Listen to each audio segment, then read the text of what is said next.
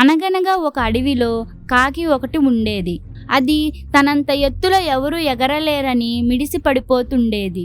ఒకరోజు కాకికి ఏమీ తోచక అటువైపుగా ఎగురుతూ వెళ్తున్న పిచ్చుకని ఆపి, నీకు కనీసం అందంగా ఎగరడం కూడా వచ్చినట్టు లేదు, ఏదో పురుగు గెంతినట్టు ఉంది అని వేళాకోళంగా మాట్లాడింది. ఆ మాటకి పిచ్చుకకి కోపం వచ్చింది. నేను నీలాగే ఎగరాల్సిన అవసరం లేదు, ఎవరి సామర్థ్యం వాళ్ళది అంది పిచ్చుక. అయితే నాతో పందెం కాసి నీ సామర్థ్యంతో నన్ను ఓడించి చూద్దాం అంది కాకి.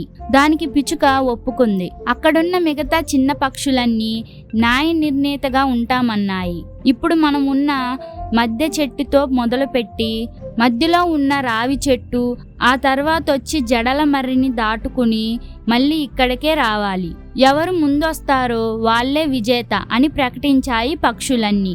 పందెం మొదలైందో లేదో కాకి సుర్రున రావి చెట్టుని దాటి మర్రిమానులోకి దూసుకెళ్ళింది. ఆ జడల మర్రి చాలా పెద్దది, లెక్కలేనన్ని ఊడలతో దట్టంగా ఉంటుంది. దాంతో రెక్కలు 2 సన్నటి ఊడల మధ్య చిక్కుకుపోయాయి. దాంతో కాకి బాధతో అల్లాడిపోయింది.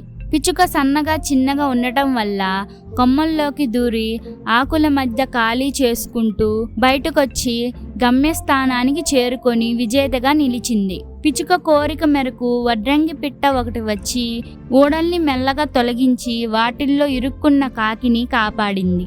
దాంతో ప్రకృతితో ఎవరూ ఎక్కువ తక్కువ కాదని తెలుసుకున్న కాకి మరెప్పుడు గర్వపడలేదు. అప్పట్నుంచి కాకి ఎవరిని చిన్న చూపు చూడలేదు. ఇలాంటి స్టోరీస్ మీకు ఇంకా కావాలంటే ఇప్పుడే వీడియోకి లైక్ చేసి ఛానల్ని సబ్స్క్రైబ్ చేసుకొని బెల్ ఐకాన్ ఆల్లో పెట్టుకోండి.